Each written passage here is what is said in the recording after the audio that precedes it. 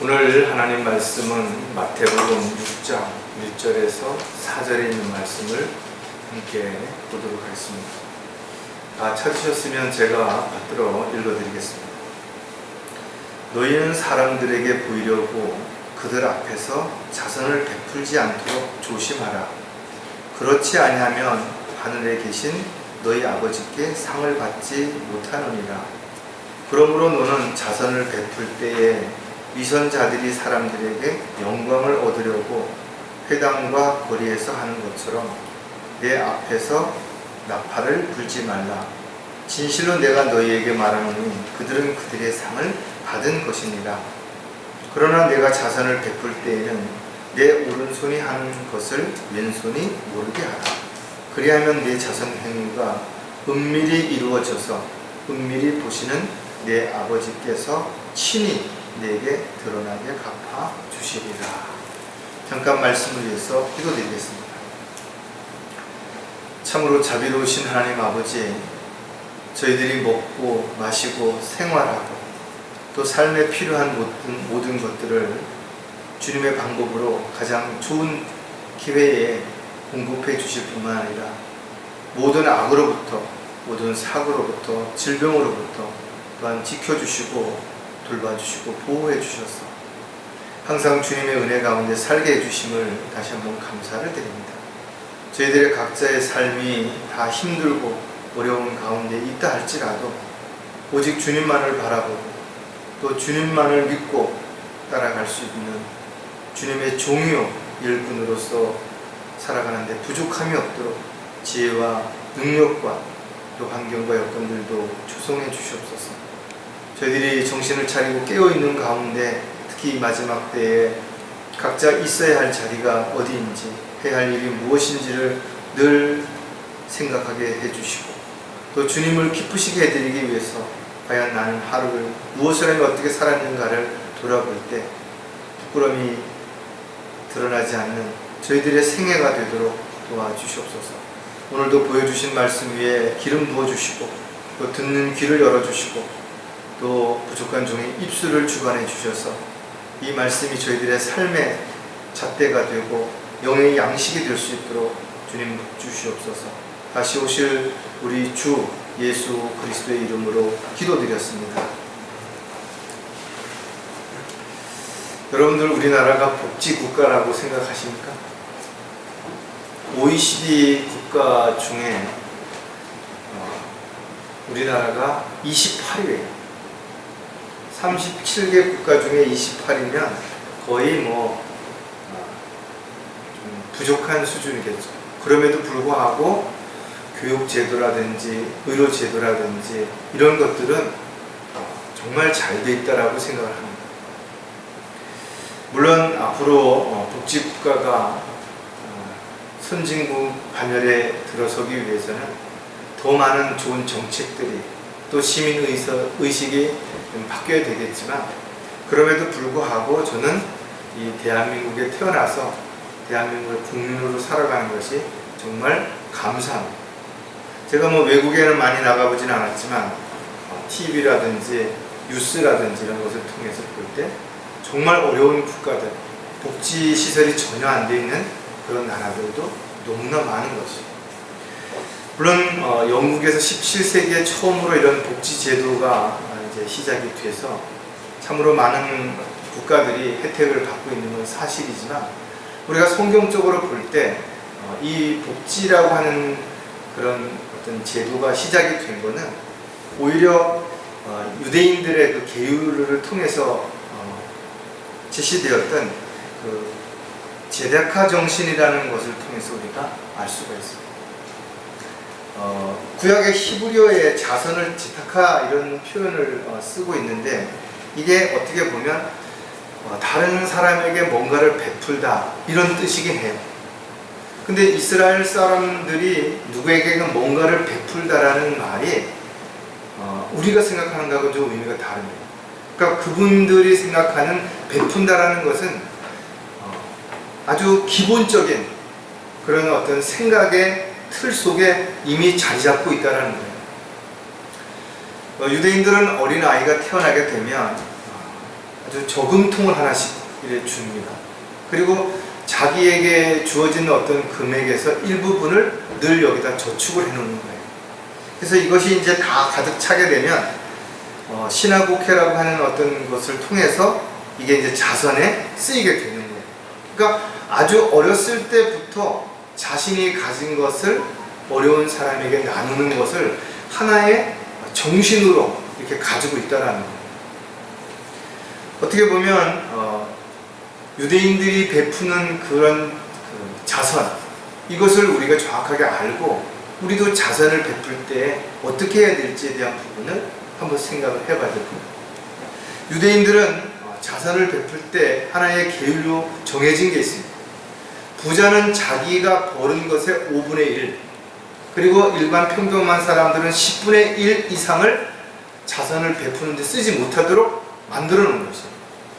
왜 그러면 자선하는 게 좋은데, 어려운 사람을 도와주는 것이 좋은데도 불구하고 이것을 법적으로 이렇게 만들어 놓은 것인가? 여러분들 가끔 보면 봉사 시간이 뭐 10,000시간이다 뭐 이러면서 자랑하고 훈장 받은 사람들이 있어요. 그런데 알고 봤더니 자기 가정에 노부모들은 제대로 건사하지 않아서 밥도 안 챙겨줘. 자식들이 생활하는데 어려운데도 불구하고 사람들에게 자선을 베푸는 것을 통해 갖고 자신의 의를 자랑하는, 대접받는 이런 사람, 뭐 정치인이라든지 뭐 배우라든지 그런 사람들이 자기들의 이미지를 개선하기 위해서 어떤 체면 때문에 하고 싶은 마음은 없지만 억지로 마지못해서 하는 이런 사람들도 얼마든지 있다라는 것을 우리가 알고 있다 이죠. 그래서 자신이 자선을 베푸는 것이 좋은 것이지만 그것이 가장 가까운 사람들에게까지 피해를 주거나 어려운 상황에 처해 있는 걸 외면하면서까지 그렇게 하는 것은 올바른 방법이 될 수 없다라는 거예요. 물론 사전적으로 자선이라는 말의 의미는 남을 불쌍히 여겨 도와준다는, 선의를 베푼다라는 이런 의미예요. 특히 이제 어떤 경우나 하면 뭐 어떤 그 불행한 일, 그 다음에 재해, 어떤 천재지변 이런 것으로 인해서 다시 자활을 할 수 없는 그런 사람들이 있죠. 산불이 난다든지 홍수가 난다든지 뭐 폭설이 내린다든지 이렇게 됐을 때 이런 사람들을 구조하고 다시 삶을 시작할 수 있는 터전을 마련할 수 있도록 그런 구조하고 도와주는 역할을 하는 것을 폭넓은 의미에서 자선이라고 이렇게 표현을 합니다. 그래서 영어에서도 보면 남에게 베풀다라는 의미를 가지고 있는데 좀 약간 좀 다르죠. 영어에서 의미하는 자선은 종교적, 윤리적 동기에 의해 불쌍히 여기거나 이웃을 사랑하고 은혜를 베푸는 것들을 총칭하는 말이 자선입니다. 그리스도인들은 어떤 자선을 베풀어야 되는 것인가? 우리는 주님의 사랑을 받은 사람들, 구원받은 이후에 우리가 모든 것들을 주님으로부터 누리고 살아가는 그런 사람이라면 우리 역시 그 사랑을 실천해야 된다는 것이죠. 그러나 오늘 우리가 본문에서 봤던 것처럼 당시에 서기관, 바리새인들, 종교 지도자들이 주님으로부터 책망을 받았던 것처럼 자선을 베풀 때 조심하라는 거예요. 왜? 그것이 그 자선을 베푸는 것이 나의 자랑이 되거나 나의 의를 드러내는 결과를 가져오면 안 되기 때문에 그렇다는 거죠. 그래서 우리에게 어떻게 하라 했어요? 오른손이 하는 것을 왼손이 모르게 하라 했죠. 즉 어떤 형식적이고 가식적인 그런 것들이 아니라 정말 진실된 마음이 먼저 전달되고 그 다음에 필요한 것들이 다음으로 연결되어지는 이러한 자선을 베푸는 저와 여러분이 반드시 되어야 될 것입니다. 오늘 설교 제목은 자선을 베풀 때 조심해야 하는 것들에 대해서 몇 가지를 생각해 보려고 합니다. 우리가 자선을 베풀려면 먼저 어떤 사람이 되어야 되는가? 가장 중요한 게 바로 섬기는 자가 되어야 돼요. 섬기는 자리로 내려오지 않고서는 절대로 다른 사람을 도와줄 수 없다는 거죠. 물론 물질적으로 도와줄 수 있어요. 그러나 일시적인 것이 된다는 거죠. 나누는 자가 되어야 된다는 거죠. 베푸는 자가 돼야 된다는 거죠. 왜? 저와 여러분은 영원한 지옥의 형벌로부터 구원받은 하나님의 자녀이고 빛의 자녀이고 낮의 자녀이기 때문에 그렇습니다. 따라서 저와 여러분이 자신의 영광, 자신을 자랑하기 위해서 보여주기 위한 자선은 위선적인 삶이 될 수밖에 없는 겁니다. 따라서 자신이 무엇을 가지고 있든지 그 모든 것들은 내 것이 아니라 주님의 것이다. 하나님의 것을 내가 관리하는 청직이라면 마땅히 내가 그것을 사용할 때도 반드시 하나님께 물어봐야 되겠죠. 하나님이 원하시는, 기뻐하시는, 또 하나님께서 나에게 맡겨주신 그런 일들을 위해서 내가 가진 것들을 올바르게 활용해야 되는 거죠. 특히 그 중에 내가 열심히 일을 해서 내가 또 좋은 기술을 가지고 노력해서 물질적인 많은 부를 축적했다고 한다면 더더욱 착각하기 쉽다라는 거죠. 내 것이니까, 내가 벌었으니까. 하지만 근본적으로 건강을 주신 것도, 재능을 주신 것도, 환경과 여건을 조성해 주신 것도 모두 주님이 하셨다. 그렇다면 근본적으로 주님이 주신 모든 것들은 내 것이 아니라 주님이 나에게 맡기신 것이. 그것을 내가 주님을 기쁘시게 해드리기 위해서 어떻게 살아야 되는가? 이것은 세상적인 어떤 것도 아니라 또 어떤 특정한 사람들을 본보는 것도 아니라 바로 성경에서 해답을 찾아야 되는 거죠.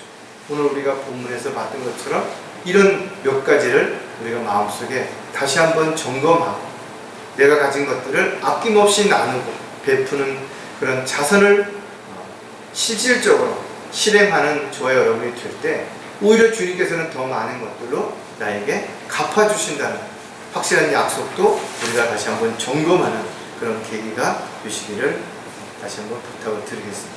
자, 자선을 베풀 때 조심해야 할 것들을 세 가지 살펴볼 텐데 그 중에서 가장 먼저 나눌 때 인색하지 않아야 된다는 거예요. 뭔가를 나누면서 줄까 말까, 또 얼마를 주려고 했다가 또 그 중에서 일부를 덜어놓는다든지 이런 식으로 인색해서는 안 된다는 거죠. 성경에는 분명히 주는 자가 복이 있다라고 했어요. 왜냐하면 줄 수 없는 사람들도 많이 있기 때문에 그렇습니다. 여러분들도 아마 그럴 때가 있을 것입니다. 내가 정말 경제적으로 여유가 있다면, 아니면 또 다른 어떤 부분에서 여유가 있다면, 건강에 여유가 있다면, 시간에 여유가 있다면 어려운 지체들, 또 주변에 있는 사람들에게 뭔가 나누고 베푸는 삶을 더 잘 살 수 있었을 텐데 이런 아쉬움이 있죠. 그러나 그런 것보다 더 중요한 것은 내가 많이 가졌을 때가 아니라 지금 내가 적은 걸 가지고서도 뭔가를 나눌 수 있는 마음이 있다면 분명 하나님께서 나에게 더 많은 것을 채워주셔도 더 많이 나눌 수 있는 기회가 얼마든지 될 수 있을 것입니다. 하지만 자신이 뭔가 누군가에게 받기를 원하는 마음이 앞선다면 아무리 내가 지금 많은 걸 가지고 있다 하더라도 결국 부족하거나 어려움에 처해 있는 사람들이 내 눈에 보이지 않는다는 거예요. 내가 주변에 관심을 가지고 보지 않으면 주변에 어떤 일이 일어나는지, 어떤 사람이 어떻게 얼마나 어려운지 전혀 알 수 없어요. 그러나 관심을 가지고 살펴볼 때 어떤 부분이 힘들겠구나, 어떤 부분이 어렵겠구나, 이런 걸 알게 될 때 여러분 기도할 수 있죠. 그리고 여러분들이 가진 것 중에서 일부를 뭐든지 나눔으로 인해서 다시 용기를 얻고 위로를 받고 시작할 수 있는 기회를 만들어 줄 수 있다면 이보다 하나님을 기쁘시게 해드리는 일이 과연 무엇이냐. 성경은 지나치게 아끼려고 하지 말라고 우리에게 권면하고 있는데 가장 지혜로웠던 솔로몬이 잠언 11장 24절에서 이렇게 말씀합니다. 재물은 흩을지라도 늘어나나 지나치게 아끼면 궁핍하게 되느니라. 그렇다면 내가 가진 돈을 막 쓰면은 막 늘어나느냐? 그런 의미가 아니죠. 내가 가진 것을 정말 필요한 때 적절하게 잘 사용할 때 그것이 오히려 더 시너지 효과를 만들어내는 결과를 가져올 수 있다는 거죠. 따라서 저와 여러분이 자신이 가진 것들을 잘 절제하고 검소한 삶을 살아가되 불필요한 것에 낭비하거나 허영을 쫓아서 그렇게 살지는 않되 내가 가진 것들을 정말 주님이 원하시는 기뻐하시는 일에 잘 나누어 쓸 수 있다면, 또 나누어 줄 수 있다면 그것이야말로 오히려 나를 더 풍족하게, 부유하게 하는 결과를 가져올 수 있다는 거예요. 지체들은 또 가족들은 서로 좋은 것들이 있으면 나눠줘야죠. 이건 어떻게 보면 사랑의 기본입니다. 내가 가진 것이 아까워서 나눠줄 수 없으면서도 나는 그를 사랑한다라고 말하는 것은 그건 위선이죠. 오히려 사랑한다면 더 주고도 없어서 더 주지 못해 안타까워해야 되는 거예요. 여러분들이 자녀들에게 또는 부모들에게 그런 마음을 가지고 살아갈 때 그것이 실질적으로 누가 가르쳐 주는 것이 아니라 바로 성령께서 또 주님을 통해서 우리가 배운 그 사랑을 실천하는 모습이라는 거예요. 나만 잘 먹고 잘 살면 되고 나만 뭔가 어려움이 없으면 되고 그것이 내가 믿음 생활을 잘하는 거라고 생각하는 것은 영적으로 어린 사람들에게 나타나는 하나의 모습이라고 그렇게 볼 수가 없는 거죠. 자, 그러나 우리가 한 가지 조심해야 될 부분은 우리는 나누는 것에 인색하지 말아야 되는 건 분명해요. 하지만 내가 만약에 어려울 때 누군가의 도움을 받을 수 있어요. 그러나 그 도움을 받은 것으로만 만족해서 안 된다는 거죠. 왜? 우리는 사랑의 빛 외에는 빛을 지지 말아야 되기 때문에 그렇습니다. 가능하면 내가 할 수 있다면 내가 하면 좋겠죠. 그러나 정말 어려울 때는 누군가에게 기도 부탁할 수 있습니다. 누군가에게 또한 물질적인, 시간적인 여러 가지 도움을 받을 수 있다는 거죠. 하지만 늘 나는 빚진 자라는 마음을 가지고 내가 언제든 나에게 기회가 주어지면 나는 누군가에게 그 빚을 반드시 갚겠다는 그런 마음가짐을 가지고 살아가는 것이 그리스도인들이 자신을 더 견고하게 또 확실한 믿음 가운데서 자신을 지킬 수 있는 계기가 될 수 있는 거죠. 자, 나눔에 인색하지 않는 사람들의 특징을 또 몇 가지 생각을 해보면 알았다면 외면하지 않는다. 우리는 몰라서 못할 수 있어요. 그건 잘못이 아닙니다. 알면서도 내가 하려고 애쓰는데도 안 될 수 있어요. 그거 잘못하는 거 아니에요. 충분히 할 수도 있고 알고 있는데도 불구하고 외면한다는 것. 이것은 분명 잘못된 것입니다. 왜? 우리는 주님께서 우리를 어떻게 사랑하셨는지를 알고 있다. 우리가 죄인 되었을 때 주님이 우리를 사랑하셔서 영원한 지옥의 형벌부터 구원해주시기 위해서 자신의 생명을 주신 것이. 이처럼 정말 우리가 진지하게 하나님의 사랑을 안다라는 것은 말로만 하는 게 아닙니다. 아파본 사람은 아픈 사람의 고통을 굳이 그가 이야기하지 않아도 느낄 수 있어요. 정말 배고파본 사람은 배고픈 사람의 눈빛만 봐도 알 수 있다는 거죠. 이처럼 어려움에 처해 본 사람은 어려움에 처한 사람의 입장을 그가 말하지 않아도 이해할 수 있어요. 따라서 내 손톱 밑에 박힌 가시가 가장 아프다라는 생각을 가지고 살아간다면 다른 사람의 아픔을 대수롭지 않게 보겠죠. 뭐 저 정도를 가지고 누구나 다 힘들 수도 있는 거예요. 그러나 여러분의 말 한마디, 행동 하나의 어떤 모습이 상대에게는 엄청난 위로와 힘을 줄 수도 있음을 분명하게 기억을 해야 될 것입니다. 야고보서 2장 15절 16절에 보면 만일 형제나 자매가 헐벗고 그날의 양식 축제 없는데 너희 중에 누가 그들에게 말하기를 평안히 가라 몸을 따뜻하게 하고 배부르게 먹으라 하면서 그 몸에 필요한 것들을 주지 않는다면 무슨 유익이 있겠느냐. 왜 이렇게 구체적으로 기록해 놨을까요? 이게 실질적인 것입니다. 정말 배고픈 사람에게는 10마디 말보다도 빵 하나가 더 중요할 수도 있어요. 병들고 아픈 사람에게는 용기를 주고 위로해주는 말 한마디가 그 사람에게 어떤 치료약보다도 더 효과적일 수 있다. 따라서 저와 여러분이 정말 진심으로 사랑하는 마음을 가지고 있다면 이와 같이 인색함에 있어서 어떤 경우에서든지 자신이 드러나지 않도록 어떤 아픔을, 고통을, 어려움을 알았다면 내가 할 수 있는 범위 내에서 내가 할 수 없는데도 불구하고 하려고 하다 보면 오히려 더 문제가 생길 수 있고 더 치명적인 어떤 고통을, 아픔을 가져다 줄 수도 있습니다. 따라서 나에게는 하찮은 것이라도 꼭 필요한 사람에게는 정말 중요한, 요긴한 어떤 계기가 될 수도 있고 도움이 될 수도 있다는 생각을 가졌을 때 여러분들이 나는 뭐 많은 걸 가져서 나누지 못한다가 아니라 아주 작은 것, 그런 것도 말 한마디, 기도 한 번이라도 꼭 나눌 수 있는, 그래서 힘들고 어려운 지체나 가족들을 절대로 여러분 알면서 외면하는 그런 사람이 되지 않도록 해야 된다. 또 한 가지 나눔에 인색하지 않는 사람의 특징은 기뻐하지만 생색을 내지 않는다 이거죠. 많은 것을 가졌다고 해서 그 사람이 베풀고 싶은 마음도 충만하냐? 그렇지 않습니다. 오히려 많은 걸 가지고 있으면서도 마음은 인색한 사람들이 있어요. 더 많은 걸 가지려고 오히려 옛날 속담에도 99섬 가진 사람이 한 섬 가진 사람의 것을 뺏으려고 한다 이거죠. 우리가 다윗의 그 어떤 일이 벌어졌을 때 선지자의 충고 얘기도 마찬가지예요. 99마리의 양을 가진 사람이 한 마리의 양을 가진 사람의 양을 뺏으려고 하는 그런 일들이 있대요. 따라서 저와 여러분은 자신이 먼저 가진 것에 대한 감사함이 먼저 이루어져야만 그 사람이 하루하루의 삶을 행복하게 기쁘게 살아갈 수 있다는 거죠. 따라서 어떤 상황에 있다 하더라도 여러분들이 나누고자 하는 마음이 있다면, 또 그런 나누는 것이 기쁘다면 그것을 절대로 생색을 내서는 안 된다는 거예요. 히브리서 13장 16절에 보면 또한 선을 행함과 함께 나누는 것을 잊지 마라. 하나님께서는 그러한 재물들을 기뻐하시느니라 했어요. 여러분들이 가지고 있는 그런 물질들을 정말 선한 일에, 특히 어렵고 힘든 그런 형제 자매들, 가족들에게 나눌 때 그것을 하나님은 기뻐하신다는 거예요. 그리고 하나님께서 기뻐하시는 그 일로 끝나는 것이 아니라 우리에게 필요한 것들을 더 많이 채워주시겠다는 거예요.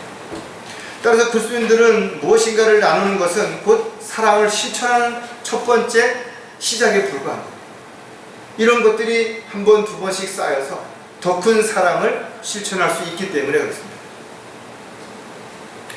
곧 그들이 선을 행하고 선한 일에 부유하며 기꺼이 나누어주고 아낌없이 베풀므로써 자기들을 위하여 오는 때를 대비한 좋은 기초를 쌓도록 하라.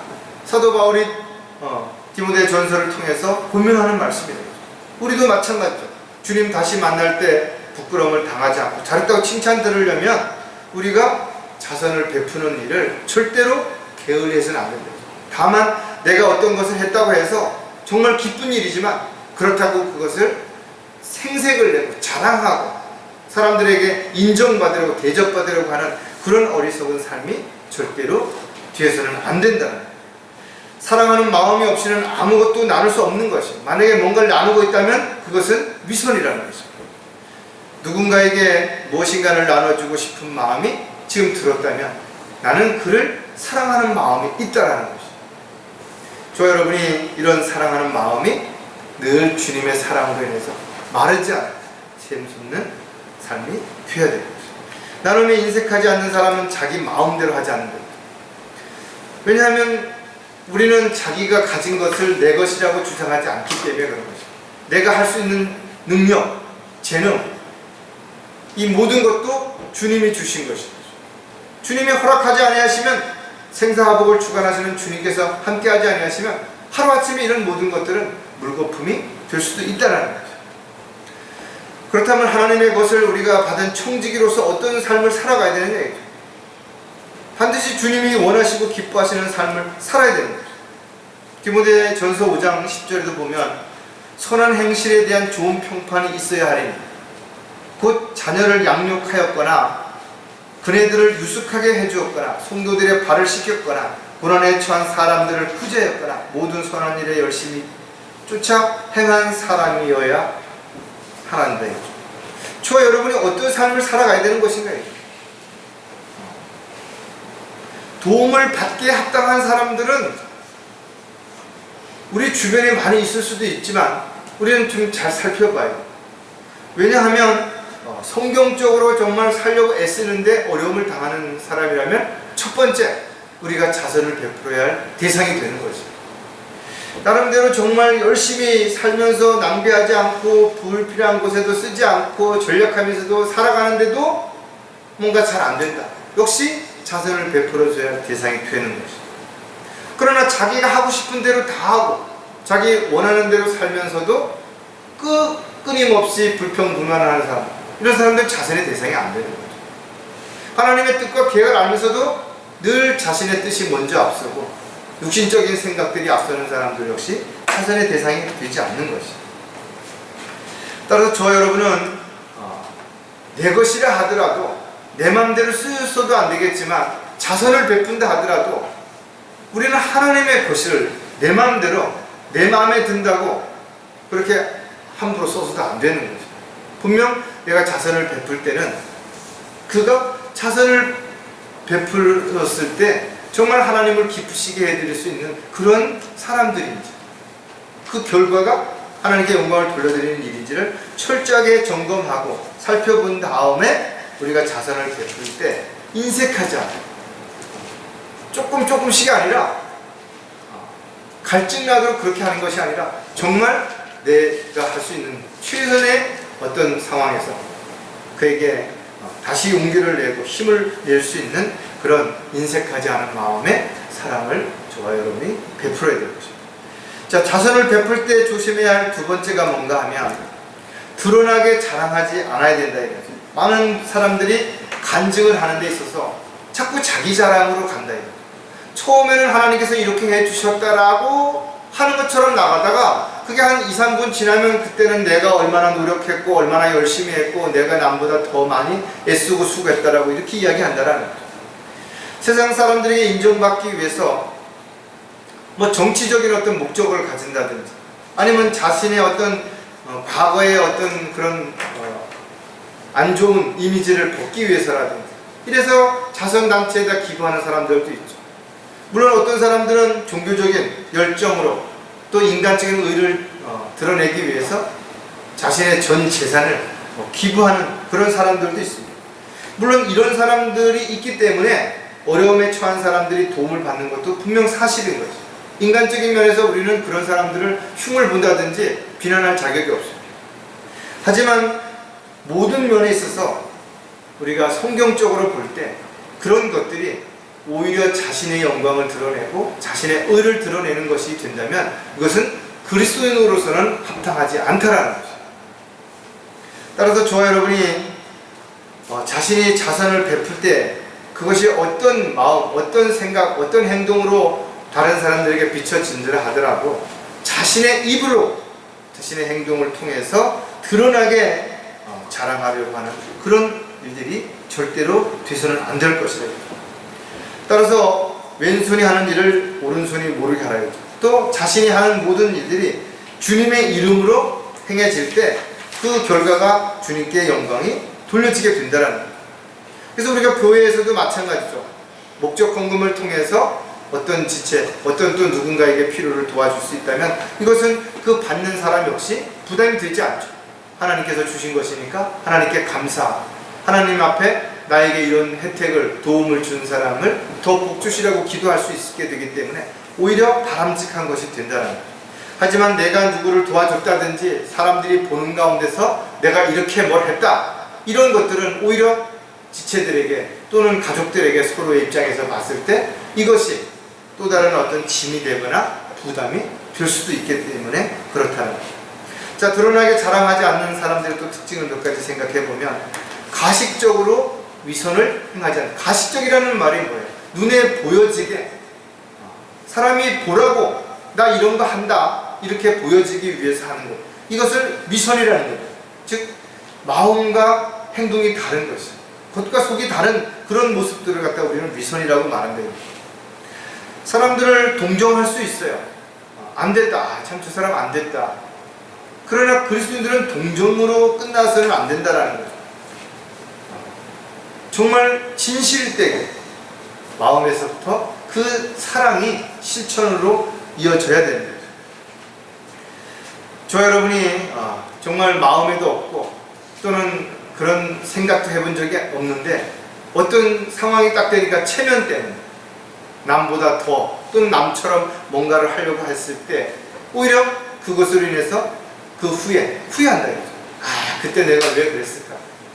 그때 사람들에게 보이기 위해서 한 것 때문에 내가 이런 어려움을 겪고 있다, 이런 또 생각을 갖게 된다면 이것은 오히려 자신의 삶에 있어서 도움이 안 된다. 마가복음 6장 2절에 보면 그러므로 너는 자선을 베풀 때 자들이 사람들에게 영광을 얻으려고 회당과 거리에서 하는 것처럼 내 앞에서 나팔을 불지 마라. 하나님 앞에서 교회에 나와서 또 믿는 지체들 앞에서 뭔가 나는 이렇게 한다 라고 나팔을 불지 말라는 거예요. 왜? 그런 것들이 위선자들이 하는 일들이기 때문에 그런 거죠. 입으로는 하나님의 영광을 위해서라고 하나님을 기쁘시게 해드리는 일을 내가 지금 하고 있다라고 나팔을 자기가 분다라는 거예요.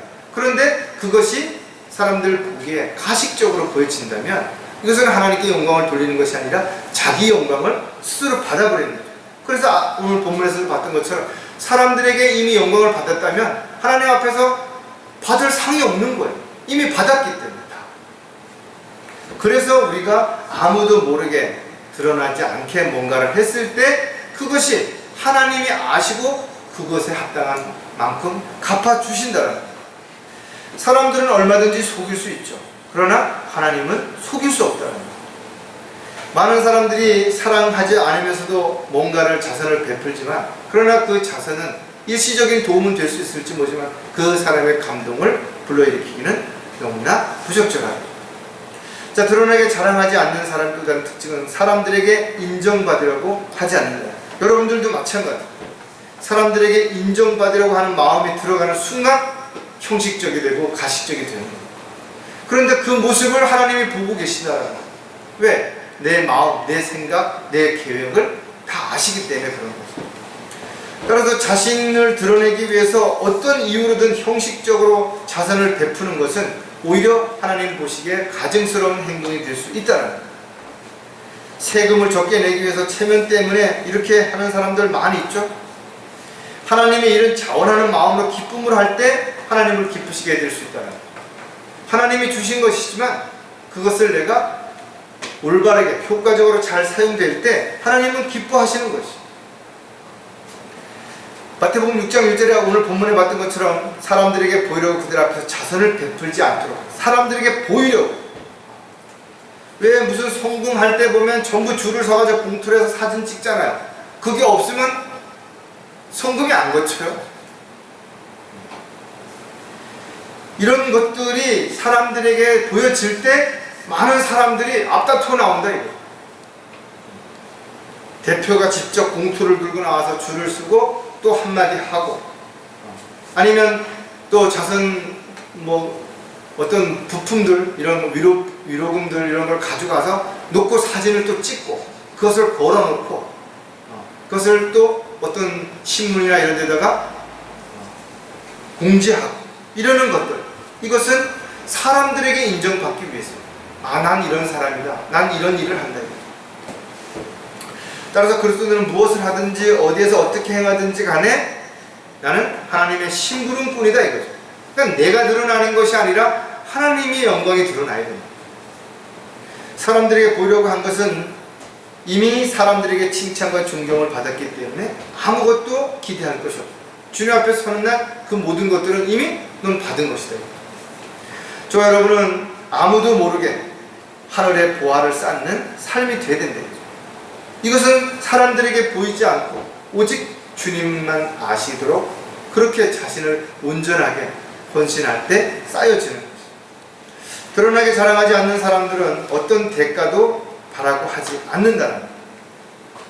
주는 그런 사람은 하나님이 주신 것, 내가 줄 수 있는 것에 대한 감사함과 주는 자가 복이 있다라는 것에 대한 정말 그 기쁨으로 그냥 주는 것이, 그냥 그것으로 만족해야 된다는 거죠. 주고 나서 상대가 내가 준 것에 대해서 어떻게 반응하나 뭔가를 기대한다 이거죠. 이것은 합당하지 않다라는 거예요. 저와 여러분이 만약에 무엇인가를 내가 가졌지만 정말 처음에는 아무 어떤 욕심이 없어요. 그냥 베풀어야지 하는 마음으로 베풀었는데 시간이 지나면서 아니 이 사람이 내가 이렇게 베풀었으면 뭐 고맙다는 말이라도 하든지 전화라도 한 통 해야 되는데 아무 얘기가 없단 말이죠. 서운하지. 그런 마음을 가지고 아니 이 사람은 뭐 이런 사람이다 해서 이것은 뭐예요? 기대를 내가 하고 있었다라는 거예요. 어떤 사람이 정말 배가 고픈 사람을 만났는데 내가 먹던 빵이지만 나눠줬을 때 그 사람이 맛있게 먹는 배고픔을 달래는 모습을 볼 때 너무 기쁘다. 그러니까 그 기쁨으로 끝나야 되는 거야. 아, 저 사람이 내중에 생활에 좀 여유가 생기면 나한테 뭔가를 가져오겠지. 그런데 안 가져온다 이거죠. 그 기대한 것만큼에 대한 어떤 서운함이 생겨나는 거죠. 누가복음 6장 35절에 그러나 너희는 원수를 사랑하며 선을 행하고 되돌려 받기를 바라지 말고 빌려주라. 그리하면 너희 상이 클 것이요 또 가장 높은 분의 자녀가 되리라. 이는 그분은 감사할 줄 모르는 자들과 악한 자들에게도 선하심이라. 저 여러분이 어떤 자세히 되어야 되는 거죠? 죄인이었을 때 주님이 자신의 생명을 내어주셔서 우리를 위해서 십자가에 죽으셨던 것처럼, 그 사랑을 실천해 주셨던 것처럼 우리는 어떤 대가를 바라지 말고 그렇게 주님이 주신 것들을 나누는 그런 삶이 되어야 된다. 가난한 자의 부르짖음에 귀를 막는 자는 누구라도 그 자신도 부르짖게 될 것이나 들을 자가 없으리라. 내가 잘 나갈 때는 뭐 언제까지 잘 나갈 줄 알죠. 그러다 보니까 흥청망청되고 뭐 사람들 앞에 의시되는 거예요. 어떤 사람이 힘들다고 어렵다라고 도와달라고 외쳐도 그냥 외면해버렸다. 지금 그런 사람이 자신이 그런 상황이 됐을 때 그 사람이 아무리 사람들 앞에 부르짖는다 하더라도 들을 자가 없을 것이다 이거죠.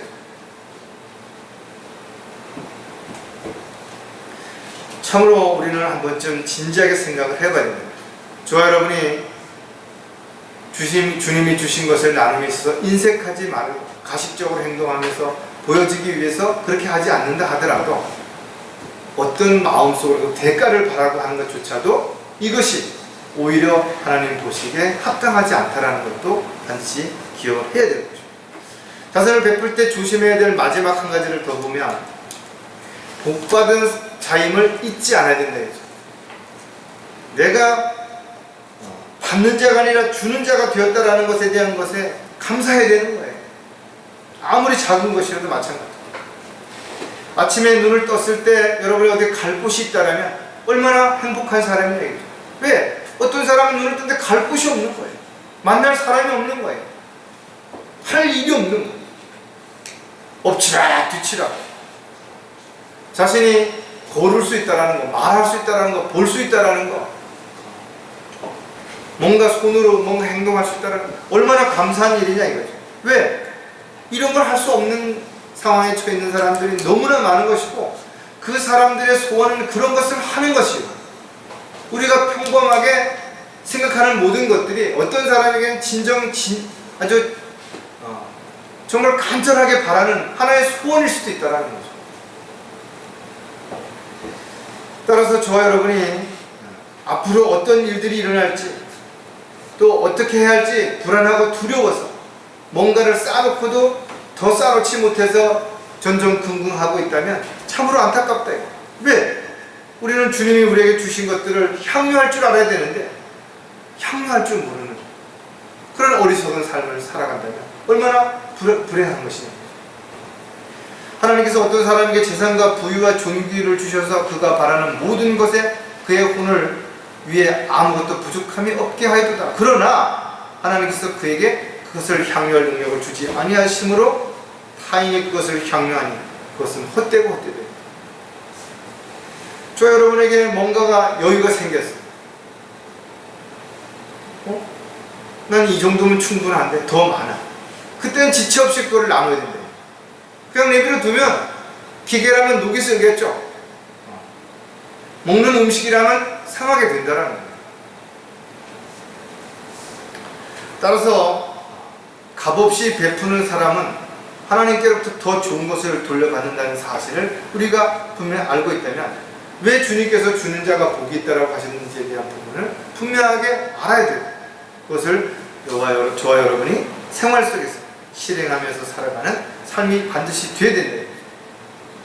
자, 어떤 사람들은 정말 집이 몇 채씩 돼요. 막 이자 내는데 급급해갖고 지금 허덕이면서도 그 집을 팔 수도 없고. 왜? 상속세나 무슨 세 이런 세금이 많아서. 그러면서 전전긍긍하는 사람들이 있다 이거예요. 결국은 욕심 때문에 그런 거죠.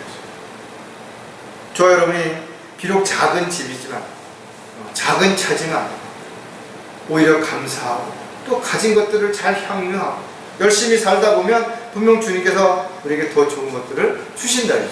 그런 약속 확실히 믿는다면 절대 불안해하거나 두려워하지 말고 오히려 감사하며 사는 저와 여러분이 되어야 되는 것이죠. 복받은 자임을 잊지 않는 사람들의 특징은 항상 감사하며 불평하지 않는 거예요. 어떻게 사람이 살면서 늘 좋은 일만 있겠어요? 뭔가 잘 되는 일만 있겠냐요. 원하는 것이 잘 다 이루어지게 되느냐는 거죠. 저 여러분이 대한민국에 태어난 것에 대해서 감사해야 됩니다. 또 우리가 은혜 시대에 태어나서 값없이 주시는 주님의 그 사랑을 믿음으로 받고 구원받을 수 있는 거 얼마나 감사해야 되냐.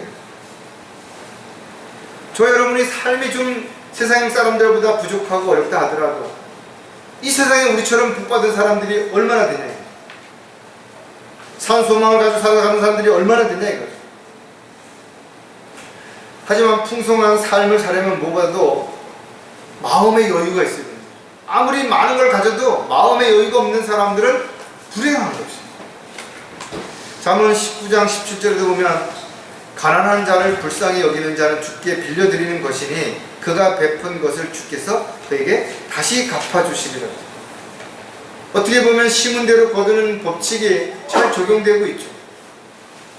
내가 어려울 때 나의 아주 작은 것이지만 그것을 아낌없이 나눠준 사람들은 반드시 그게 부메랑이 되어서 더 좋은 것으로 더 많은 것으로 반드시 돌려주신다는 것. 이게 하나님의 약속인 것입니다.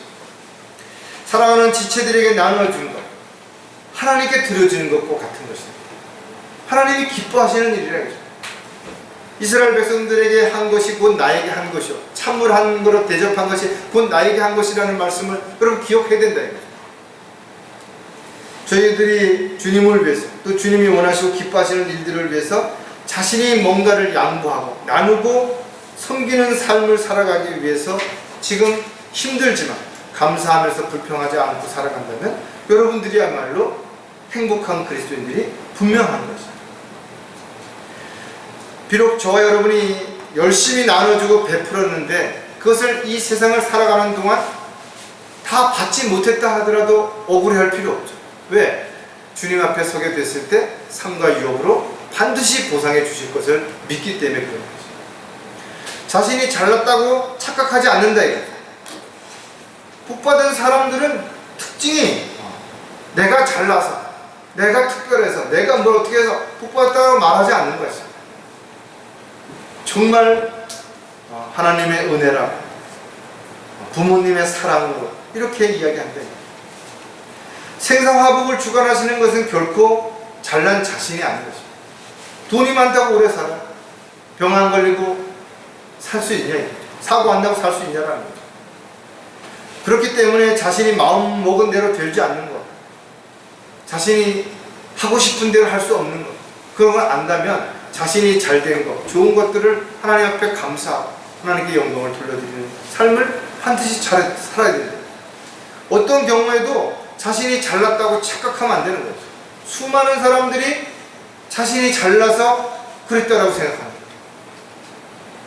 나는 더 의지가 강하다든지, 나는 열심히 더 다른 사람들보다 특별하다든지, 나는 더 많이 노력한다든지, 더 많이 재수가 좋았다든지 아니라는 것입니다. 바울은 디모데에게 이 세상에 있는 부유한 자들에게 명하여 마음이 교만해지지 말라. 그리고 불확실한 재물의 소망을 두지 말라. 그리스도인이라면 모든 것을 풍요하게 주셔서 향유케 하시는 살아계신 하나님께 두라는 거죠. 저와 여러분이 가지고 있는 모든 것들 주님이 주신 것이죠.